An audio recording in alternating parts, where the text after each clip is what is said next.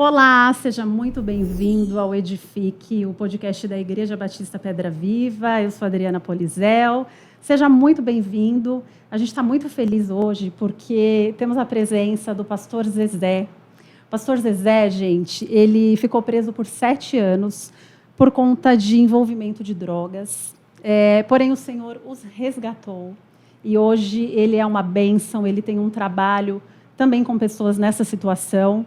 E a gente tem aqui também a presença do Paulo Henrique, que é o psicólogo desse trabalho, e a gente vai ouvir um pouquinho da história deles, desse testemunho. E o pastor Zezé também, ele é da família da empresa da Terrinha. Tenho certeza que você conhece, é uma empresa tão amada pelos brasileiros, e é uma honra realmente ter eles aqui com a gente. Então vamos ouvir um pouquinho da história. Pastor Zezé, seja muito bem-vindo. Obrigada, viu, por ter tirado esse tempinho aqui com a gente. Imagina, Adriana, primeiramente eu quero agradecer a Deus pela sua vida, pela vida desse ministério, que é um ministério tão abençoado, pastor Dimas. Amém. E por essa oportunidade que eu vejo que é uma oportunidade rica e única. É verdade. Eu que agradeço você, tá? Legal, pastor. Pastor, eu queria saber um pouquinho da sua infância. Eu dei uma pesquisada. Sei que vocês são em 10 irmãos. Bastante gente, né, pastor? Sim. E como é que foi a infância de vocês, pastor? Vocês passaram por algum tipo de problemas financeiros? Vocês tiveram uma infância mais difícil? Como é que foi? Conta um pouquinho. Adriana, a nossa infância não foi uma infância fácil. Eu sou o terceiro dos 10.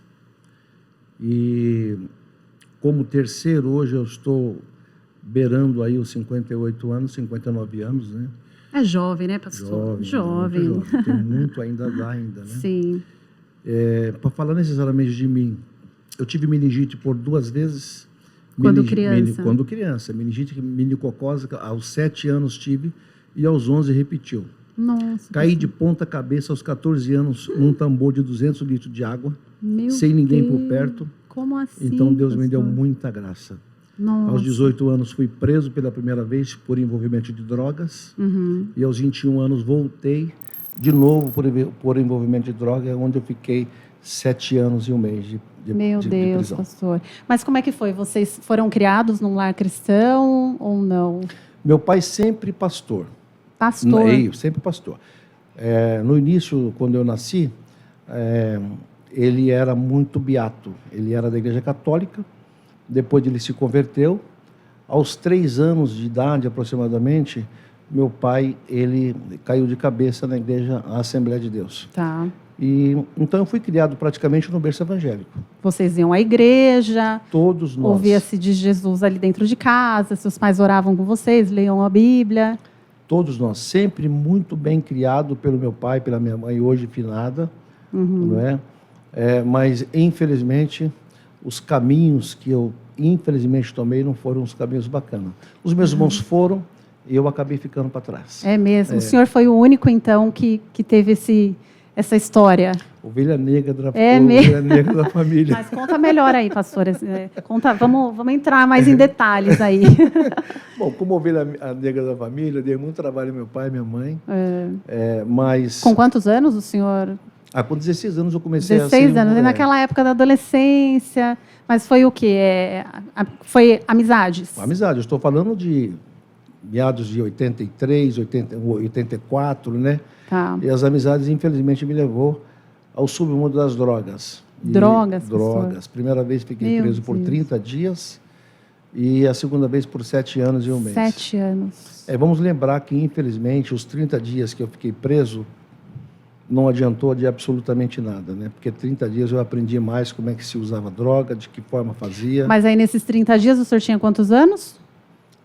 18. 18, então era FEBEM na época ou não? Não, 18 anos, maior de idade. Já era maior, é verdade, Maior de é verdade. idade. Então foi na cadeia mesmo? Foi na cadeia. E aí o senhor ficou lá 30 dias? 30 dias eu fiquei por lá, 35 dias aproximadamente. Ao sair, me aprofundei um pouco mais por conta de amizades. Meu Deus, não, ou seja, foi preso, não tomou jeito? Não tomei jeito. Isso foi preso em 1984. Em 1988, voltei para a cadeia de novo e saí em 1995. Nisso, como estamos falando de família, minha família andou. Meus pais foram para Minas Gerais com os demais irmãos E eu fiquei por aqui, tentando a vida, né?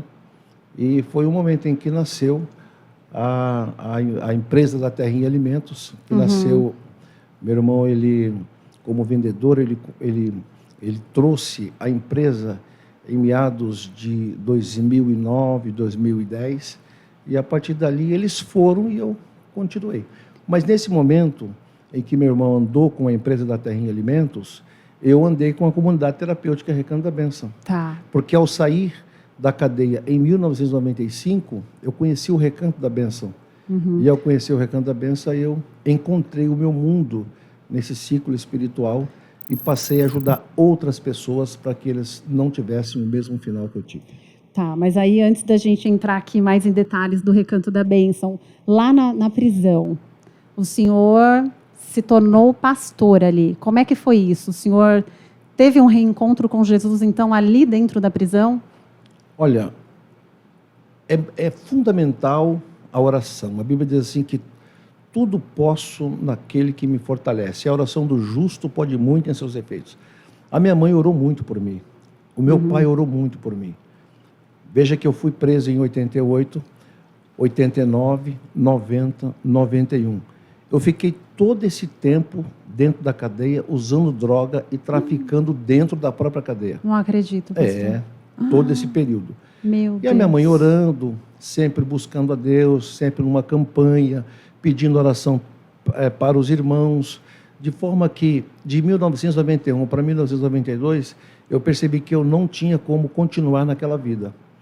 E aí eu tive que parar de fazer o uso dentro da própria cadeia. Dentro da cadeia, vocês tinham acesso, então? Tinha acesso, não era pouco acesso dentro da cadeia. E a sua família ia te visitar lá? Minha mãe nunca faltou uma única visita. Então, meu pai ia muito pouco, as minhas irmãs também ia muito pouco, mas a minha mãe nunca faltou. E sempre quando ela ia... A minha mãe e a minha irmã Raquel sempre estavam ali me visitando. E quando ela ia, ela sempre dava um jeitinho de falar da palavra? Sempre. Levava Bíblia, levava livro. Na época tinha aquele toca-fita, então ela levava CD para mim ficar ouvindo os hinos. A minha mãe foi que me ganhou para Jesus. Você vê como a oração ela não é desperdiçada. E a mãe nunca desiste do filho, né? Minha mãe nunca desistiu de mim. E eu louvo a Deus e agradeço a Deus até hoje pela vida dela. Deus levou ela, mas Deus levou ela depois de eu sair da cadeia, né? de ser consagrado ao pastorado. Isso foi muito, muito bom. E aí, nisso, então, o senhor se reencontrou ali na cadeia e decidiu ser pastor ali dentro mesmo. Adriana, veja bem, eu entendi que as drogas não iam me levar a absolutamente nada. Vindo de um berço evangélico, de uma educação, fomos, claro, sempre muito pobres, sem recursos, né, muito recurso, mas a educação e o pouco que os meus pais me davam já era o suficiente, eu não precisava de traficar para ganhar dinheiro, muito menos furtar ou roubar. Não era o meu forte furtar ou roubar. Entretanto, a gente está no meio desse tipo de situação e não tem como fugir muito disso. E lá na cadeia eu me descobri. Falei, eu não sou isso, não vou ser isso, e eu não vou sair daqui da forma como eu entrei, eu vou sair daqui convertido. E eu decidi servir a Deus na cadeia. Em situação em que eu tive que renunciar à bebida alcoólica, porque lá tinha, eu renunciei à maconha, o crack, a cocaína lá dentro da cadeia. Eu renunciei com droga lá dentro. Eu disse, eu não quero mais isso para mim. Para minha vida, eu não quero mais isso. E a partir dali, eu saí do 43º Distrito Policial, onde eu estava preso, fui para a colônia, fui para a penitenciária de Avaré, onde eu fui batizado com o Espírito Santo. E na colônia de Bauru, eu fui batizado pelas águas. E aí, em 1995, eu saí da cadeia e foi o momento em que eu conheci a comunidade terapêutica. O senhor foi batizado, então, lá dentro da cadeia? Dentro da cadeia, batizado. Eu fui batizado com o Espírito Santo e fui batizado pelas águas, pelo Ministério de Madureira. Nossa, pastor. E aí o senhor sai da cadeia, então, e aí decide viver uma nova vida, é aí que o senhor, então, se casa? Eu saí da cadeia, como eu disse, Adriana, bastante decidido, bem decidido. Eu entrei na cadeia aos 21 anos e saí da cadeia aos 28 anos. Tá. Eu disse, não tem como agora recuperar os 7 anos perdidos, mas eu vou tentar pelo menos recomeçar uma nova vida, de uma nova forma. E eu conheci o Recanto da Bênção ao sair da cadeia. Quando eu cheguei naquele lugar, eu amei aquele lugar. Eu falei, Deus, é isso que eu quero. Então o Recanto da Bênção já existia. Já existia. Veja Tá. que o Recanto da Bênção foi fundado em 1994. Tá. E em 1995 eu venho para assumir a comunidade terapêutica.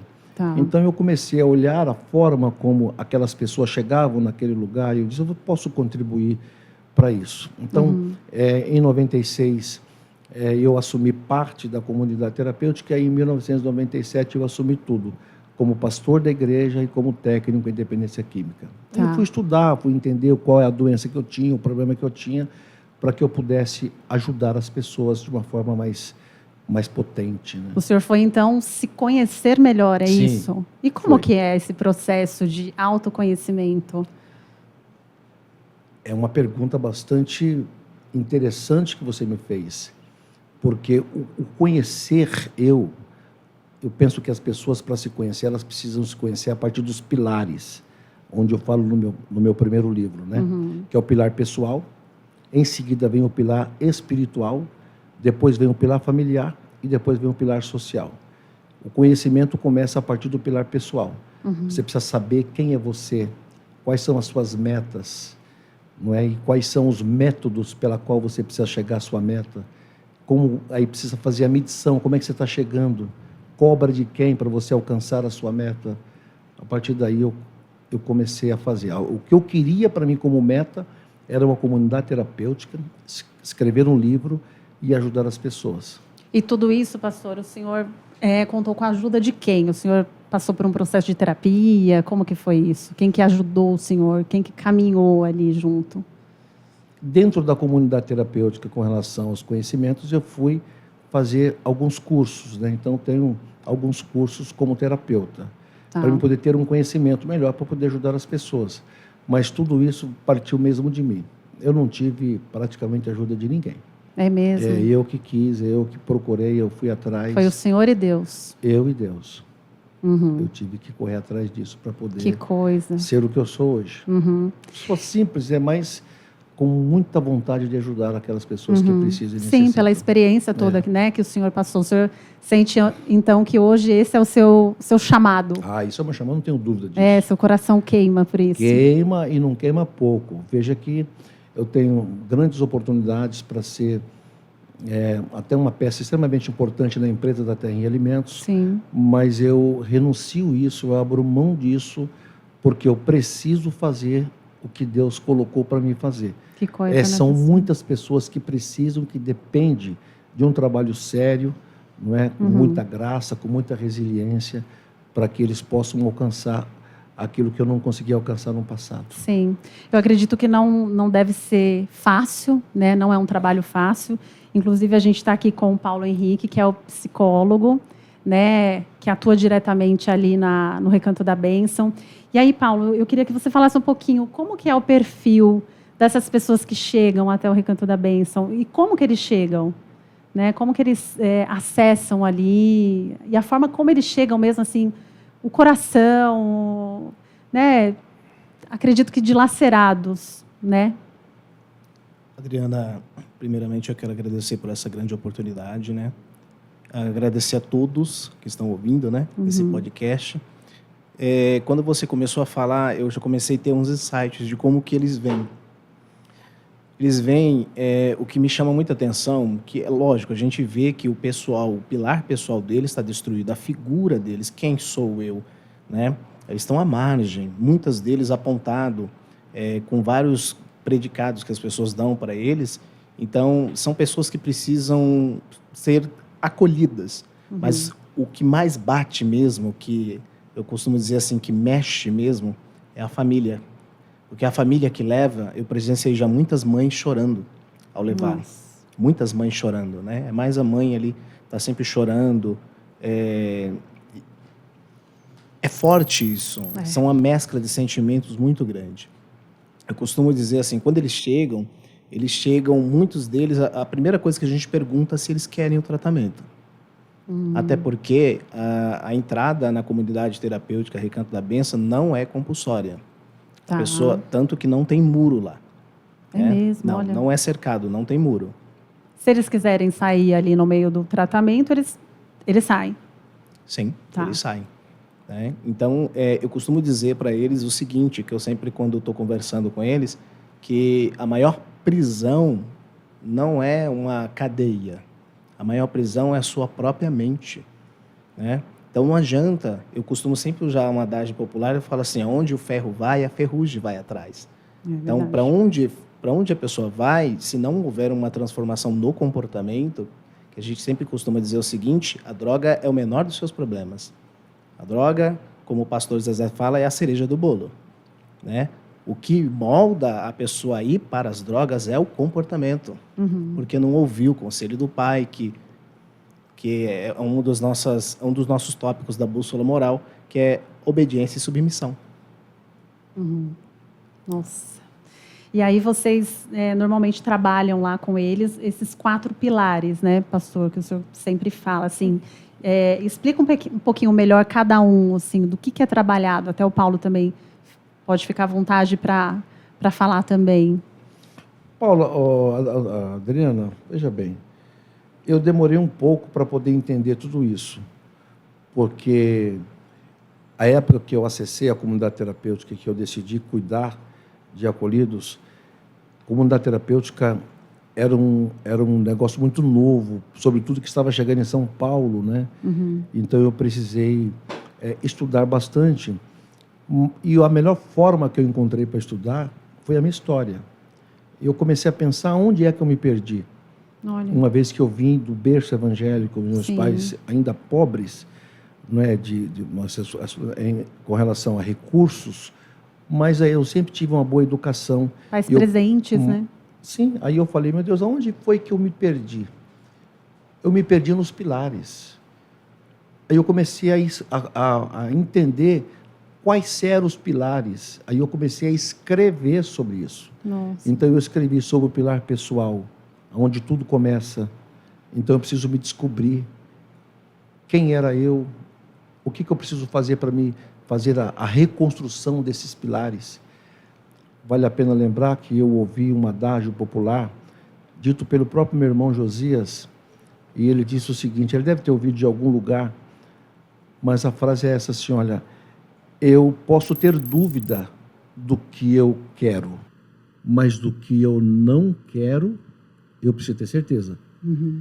E em cima disso, eu comecei a escrever o pilar pessoal. Em seguida, eu entendi que o pilar pessoal nada seria sem um pilar espiritual. Esse é o mais importante. Então, eu escrevi também sobre a reconstrução ou a construção de um pilar espiritual que é o responsável pelos demais 3, acoplado a esses 4. E aí eu fui olhar o terceiro pilar, que é o pilar também extremamente importante, que é o pilar familiar. E aí o 4º pilar para seguir, eu comecei a escrever o pilar social, que é o último pilar onde as pessoas fazem as suas reconexões, onde ela tem que voltar para o mercado de trabalho. Então hoje, Adriana, veja bem que a gente tem muitas dificuldades com relação à reconstrução desses pilares, porque não adianta nada eu pegar um acolhido e eu trabalhar com esse acolhido 9 meses na casa. Que é o tempo que eles ficam lá, então. Que é o tempo que eles ficam na casa. Tá. Eu trabalho com eles, são 4 módulos, 3 é cumprido dentro da casa e o 4º módulo é um módulo de acompanhamento, que é o módulo chamado Provolution. Tá, e aí eles ficam lá, moram lá durante esses 9 meses. Eles vão ficar lá por um período de 9 meses. Então, vai fazer a reconstrução desses pilares.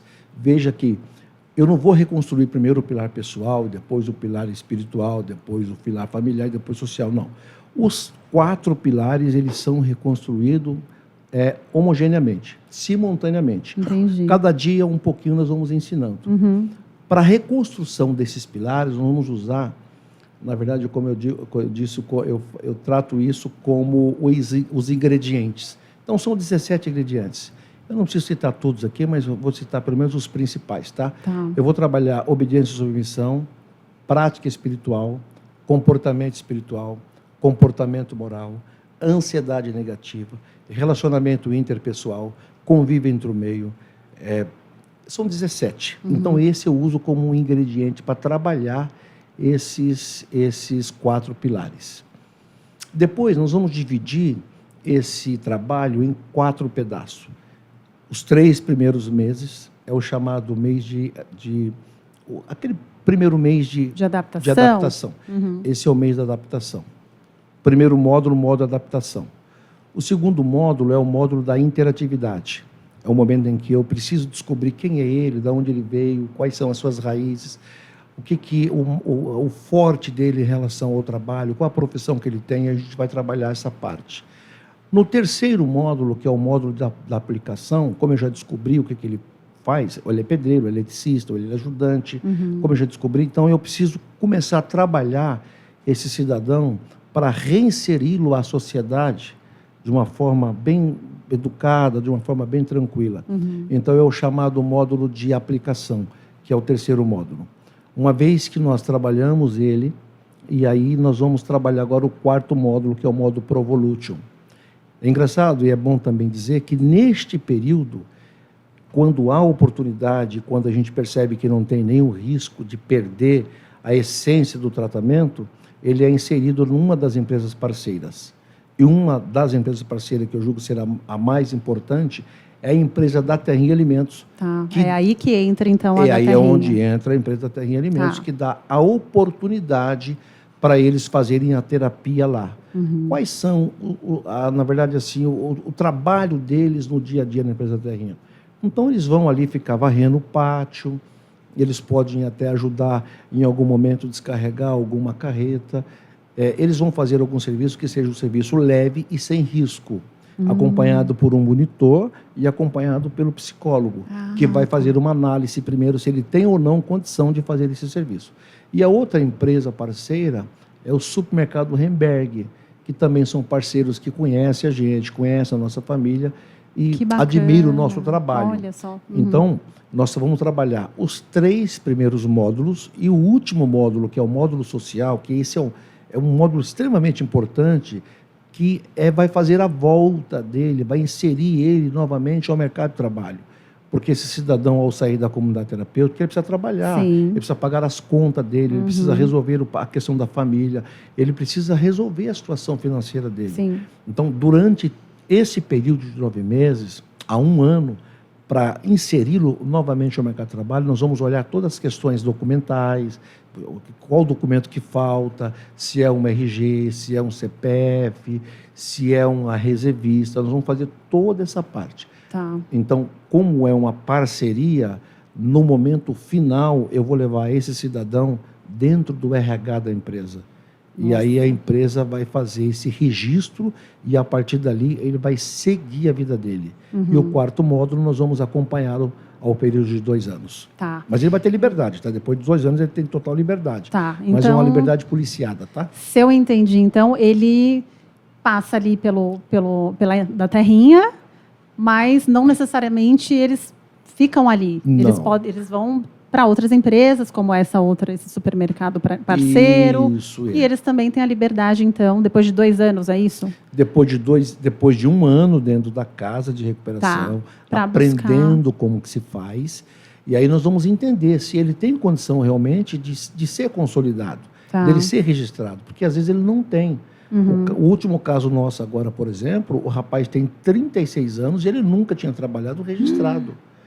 Nós temos histórico de acolhidos que hoje é empresário. É mesmo, pastor? Opa, eu tenho histórico de acolhidos. Eu quero saber, pastor. Seria até a próxima pergunta. Hoje e já tem um histórico de vários. Não é um, não, é vários acolhidos que já foram tratados. Vários deles estão na empresa da Terrinha Alimentos, outros estão na empresa do Remberg e outros montaram o seu próprio negócio. Deslancharam, então. O programa de reconstrução Alcance Mais Vidas é um programa extremamente bacana, porque foi criado na raiz. Foi eu que criei esse programa para que eu pudesse ter a certeza de que esse acolhido, ao acessar a comunidade terapêutica, ele tem uma saída de sucesso, para que ele possa voltar ao mercado de trabalho, reconectar com a sua família.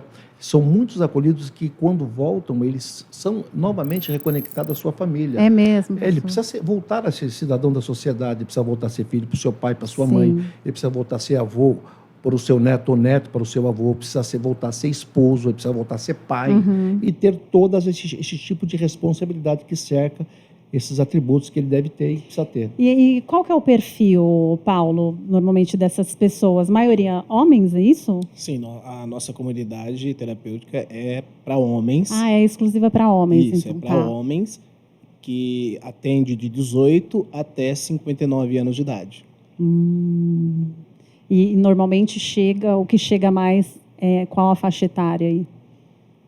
A faixa etária ela tá entre os 20 até os 40, tá mais ou menos ali a média, né? Uhum. Entre os 20 e 40, ela fica mais ou menos nessa média. Entendi. Mas nós temos lá de 43, de 50, tem vários. Uhum. E o que mais você tem, assim, pastor, de transformação? Um exemplo de alguma pessoa que realmente foi transformada e hoje está num outro patamar? Nós temos, vou falar aqui também de dois, tá? O Jackson é um rapaz que mora em Porto Feliz. Ele é um exímio exemplo de superação. Ele passou pela comunidade terapêutica em meados de 2014, 2015. Hoje ele está com um restaurante, que é o restaurante do seu pai, da sua mãe. É muito bacana, porque até ele reconhece isso. Periodicamente ele vem à comunidade terapêutica, traz alimentos para as pessoas. Ele é uma pessoa super bacana. E nós temos um outro, que é o Jefferson, que hoje é obreiro da nossa casa, obreiro da nossa igreja. E ele é microempresário, porque ele tem uma banca de roupa e ele é muito grato. Ele era usuário de crack, né? Nossa. Posso dizer mais um, que é o Adriano, recentemente, que nós reconectamos ele na empresa da Terra em Alimentos. Hoje, daqui um pouco, ele já vai virar chefe da empresa. Temos um outro, que é o Emerson, que também é um empresário. Temos o Márcio Riqueto, que hoje está super bem, era motorista de ônibus. Hoje ele tem o seu carro, faz Uber, tem uma série de coisas que ele faz. Vários acolhidos que foram tratados através do programa de Eu acredito que o senhor deve explodir de felicidade, não é? O pagamento que a gente tem isso, né? Eu acho que é muito gratificante. A recompensa, né? Maravilhosa, né, pastor? Extremamente gratificante. Inclusive, no último livro agora, vai ter aproximadamente 20 acolhidos que já passaram pela casa de 5 anos para trás, que eu fui atrás desses acolhidos, estão super bem e todos eles já me deram o depoimento de como eles estão. Vai sair no próximo livro agora. E aí, em paralelo a isso, o senhor também é pastor, né?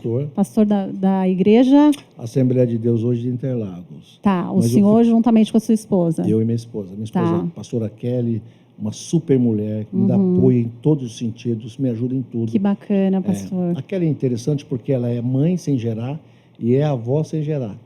Porque eu tenho os meus filhos, né? E recentemente nós estamos casados há 7 anos.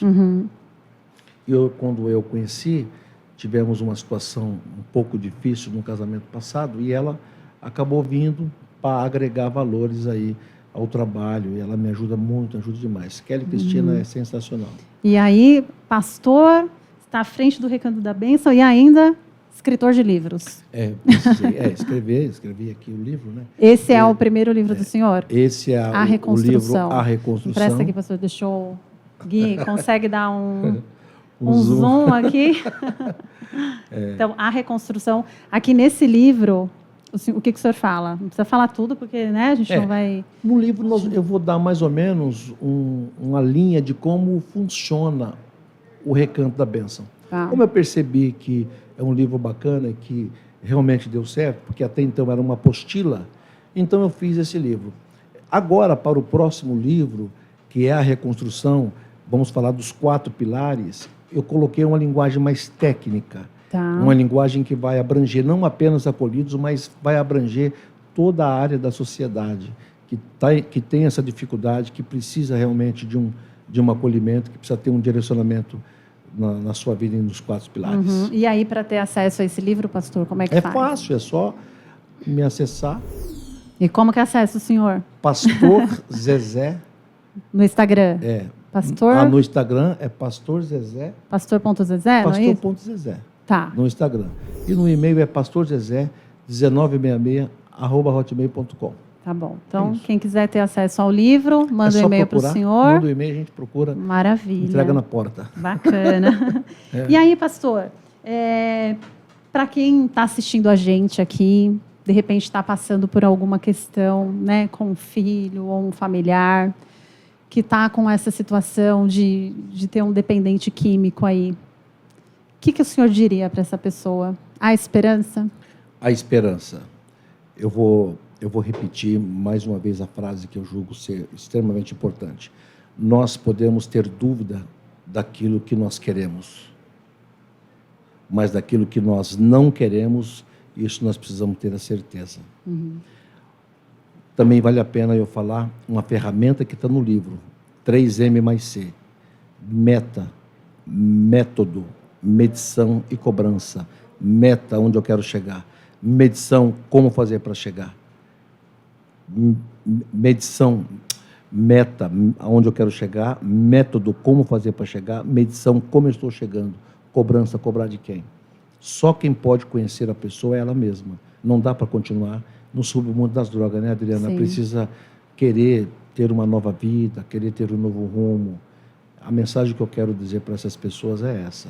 Querendo, pode nos acessar, a gente está pronto para poder ajudar. Amém, seja sim. numa internação, ou no bate-papo comigo, ou no bate-papo, sobretudo, com o nosso psicólogo, que ele é 3 em 1, sempre vou dizer que ele é 3 em 1. Ele é pastor, hipnoterapeuta e é também psicólogo, né? Hipnoterapeuta? É, ele é Olá, hipnoterapeuta. meu Deus, já pensou se você resolve me hipnotizar aqui? Quanto tempo a gente tem aí, Gui? 25. Eu sei que o Paulo também tem uma história bonita, né, Paulo? Conta pra gente. Você morou num lar, num orfanato, é isso? Sim, eu vou contar. É assim, é bem extensa, né? Mas eu vou tentar ser bem breve. Tá. Pode Mas, falar que a gente está com um tempinho. Nos bastidores, você me fez uma pergunta. Me fala aí uma fofoca sua. Lembrei agora, vou falar. Fofoca, imagina! Não, é só um relato, um relato. Sabia que eu conheço o meu primo, o pastor Zezé, há pouco tempo? Não, peraí, gente. Eu sabia que você ia ter esse eles são efeito. primos, gente. Sim. Conhece há pouco... Não, então vamos lá, conta Conhecemos isso há aí. pouco tempo, exato. Se não me falha a memória, há 8 anos. Meu Deus! E como exatamente. que vocês se descobriram, assim? Através da irmã dele, Tá. que eu amo muito. Eu amo todas, senão vai dar briga. Mas essa é a mais chegada. São muitos primos aí, Isso. né? A Sônia, ela já conhecia a minha existência há muito tempo atrás pela amizade com a minha mãe. Tá. Só que eu sou um primo que estava perdido distante. Né? Aí, conversando com uma pessoa que me conhecia, surgiu o meu nome, a irmã dele foi atrás de mim e me trouxe para perto da família. Nossa. Aí, o que acontece? Eu vinha sempre, porque eu morava na cidade de Bragança Paulista, então eu sempre vinha nas minhas férias e tirava alguns dias para fazer um serviço social de atendimento lá no Recanto. Então eu tirava, viajava, ia no Recanto, ficava alguns dias hospedado na casa do pastor e voltava para minha cidade. Então eu fazia isso todo mês de janeiro, uma vez por ano. Tá. E a oração dele foi tão forte que me trouxe de vez. Ai, olha só. E agora nós estamos lá atendendo esses meninos, né? Antigamente eu atendia como hipnoterapeuta lá, porque na época eu não era o psicólogo, né? Hoje já tenho a formação como psicólogo e sou graduando em psicanálise. Então, E como que funciona esse trabalho de hipnose? Vocês fazem hipnose ali no hoje, pessoal? atualmente é assim. Hipnose é de Deus? É bacana essa pergunta. Todo mundo tem essa pergunta, né? Mas tenta entender o seguinte, a hipnose ela já existe na sua vida. E eu posso provar para você. Imagina que você está dirigindo o seu carro e você está indo num lugar que você é costumeiro sempre ir. Você já parou para prestar atenção que às vezes você está dirigindo, você entra em modo automático, quando você vê, você já está naquele local e você nem se lembra do percurso que você fez, mas você fez o percurso? Você parece que sumiu aquele pedaço. Você dá uma desligada, né? Isso. E quando vê, já está lá. A hipnose é praticamente isso. Entendeu? É praticamente isso. Você simplesmente entrou num modo automático. Então, vou falar bem brevemente, a hipnose não é perda de consciência, tá? Porque isso aí é possessão, já não é mais hipnose.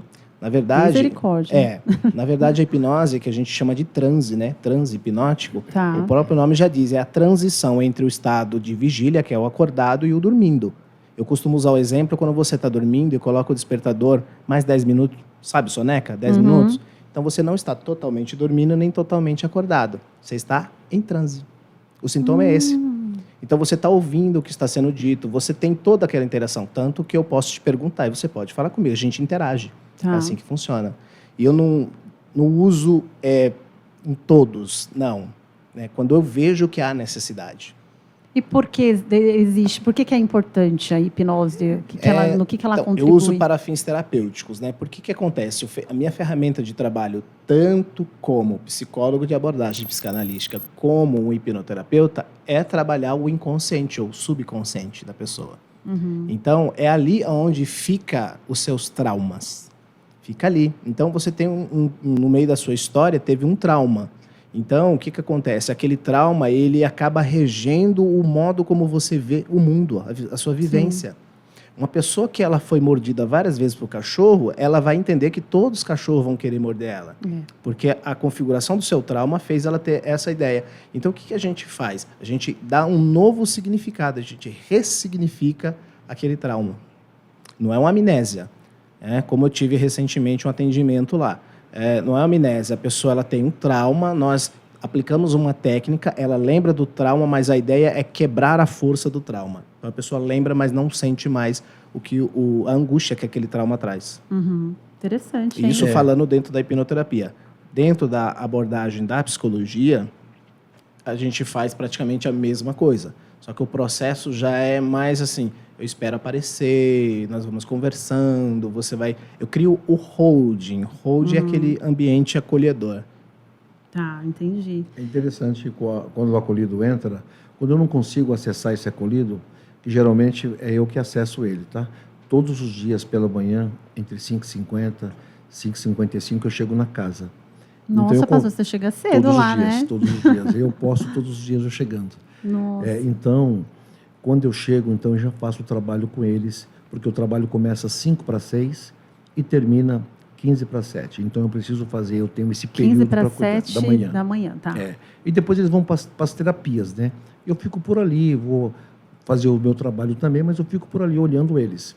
Então, geralmente, quando acontece algumas dificuldades, alguns problemas, eu já faço a primeira abordagem. Quando eu percebo que eu não consigo, então é o psicólogo que vai fazer essa abordagem. O psicólogo vai identificar em que momento ele vai atuar. Ele vai atuar como pastor, como hipnoterapeuta ou como psicólogo. Nossa. É muito bacana isso, né? Às vezes ele faz as 3 abordagens, às vezes ele faz só uma. E o engraçado complexo um pouquinho, né? Parece, né? Mas na prática é bem mais fácil. Na prática Não, sim. É engraçado quando o acolhido sai da sala, ele entra com 100 quilos, sai com 10. Ele sai leve, sai zen. Muito bacana. O trabalho do Paulo é extremamente essencial. Que bacana, gente. Que bênção, viu? Que Deus continue abençoando vocês, dando força, né? Recursos, né? Recursos financeiros também, porque eu acredito que também... Difícil, né, pastor? Muito difícil. O dia a dia não é fácil. Porque você tem que alimentar esse pessoal, né? Você tem que dar o café da manhã. E homem come, né, gente? Homem não é pouco, principalmente aqueles que estão se recuperando, né? Você precisa dar o café da manhã, você precisa dar o almoço, você precisa dar o café da tarde e você precisa dar a janta para eles. Então, sim. Além de tudo, a atenção que você precisa dispensar a eles todos os dias, né? Tem quantos funcionários lá, pastor? Não é equipe, né? Lá nós não vamos nem falar de funcionários. Funcionários, né? São pessoas, de fato, que se doaram para o trabalho e eles, então, têm uma ajuda de custo. Não tem registro São lá. São voluntários, então. Trabalham por amor. Então, temos hoje a Valéria, que, louva a Deus pela vida dela, ela é nossa diretora, cuida muito bem do nosso financeiro. Nós temos o Adilson, que é o preventivo. Nós temos a Rafaela, que é a secretária. Nós temos um Pedro, que é o financeiro também. Nós temos o Paulo, que é o nosso psicólogo. Nós temos também, hoje, atualmente, o Boaz, que é o nosso coordenador. Tá. Nós temos algumas pessoas que, fora isso, dentro do programa, nós trabalhamos com o GRAP, que é o Grupo de Apoio. Trabalhamos com o monitor, acima do GRAP. Trabalhamos com o regulador, que é acima do monitor. Então, é um trabalho bastante dinâmico, muito bacana, muito legal, porque está todo mundo ali envolvido, né? Uhum. E vocês estão aceitando voluntários, pastora? Se alguém que está assistindo aí, aceitamos de repente tem isso no coração. Aceitamos doações, sobretudo de alimentos. Isso é muito carente. E eu não gosto de pedir. Eu penso que o trabalho é de Deus, né? Às vezes a gente tem alguma dificuldade, Deus realmente sempre supre, né? Deus nunca deixa a gente usando as pessoas, claro, né? Para poder levar a mistura, para poder levar o alimento mais grosso, que é o arroz, o feijão, o açúcar, o óleo, enfim. É isso. Bacana, pastor. A gente está caminhando, então, para o fim. Agradeço muito. Foi muito legal conhecer a história de vocês, o trabalho. É tão edificante, né, para a gente, porque às vezes a gente está lá no nosso conforto, né? O senhor mesmo falou, o senhor poderia simplesmente estar ali na empresa, né? Trabalhar no ali conforto, como né? no conforto, trabalhar como um diretor. Sim. Mas não, o senhor quis estar à frente, né, de um trabalho que é custoso, né? Adriana, deixa eu aproveitar e fazer aqui um agradecimento, tá? Aos meus filhos. Eu tenho 4 filhos. O mais velho é o Rudinei, depois eu tenho a Mariana, depois eu tenho o Pedro e o Samuel. São os meus 4 filhos, né? E agradecer a Deus pela vida também dos meus netos. Os meus filhos... Já tem netos, pastor? Tenho 2 netos, né? Puxa, quantos anos? Acabou de fazer 12 anos e o outro menino tem 10. Nossa. E então agradecer a Deus pela vida dos meus filhos, que por sinal foram bem abençoados, né? Não deu certo o primeiro casamento, mas a mãe deles é excepcional, uma mulher que tem uma atenção bastante para os filhos. Eu sou muito grato a Deus e muito mais ainda grato a Deus pela minha esposa. Minha esposa é sensacional, a pastora, cantora. É mesmo, Deus colocou ela no meu caminho para poder ajudar nesse embate que é muito difícil. Precisa, né? Ter, né, esse apoio. Não dá para fazer sozinho, né, pastor? E por final, agradecer a Deus pela vida dos diretores da empresa da Terra e Alimentos, dentre eles os 2 que são os meus irmãos, Josué e Josias, e o Emerson Marcelo. São 3 figuras excepcionais que têm ajudado, colaborado. Eles abraçaram a minha causa, essa é a pura verdade. Sim. Então, eles me ajudam muito, em muita coisa eles me ajudam. Os 3, apoiando, vamos lá, me apoiam. Então, eu quero fazer esse agradecimento aí, especial a todas essas pessoas que agregam muitos valores aí na minha caminhada. Sim, amém. Bacana, pastor. Então, muito obrigada, pastor. Obrigada, Paulo, por esse tempinho. Você que ficou aqui com a gente até o final, muito obrigada. Espero que esse episódio tenha edificado a sua vida. E nos vemos no próximo. Até lá.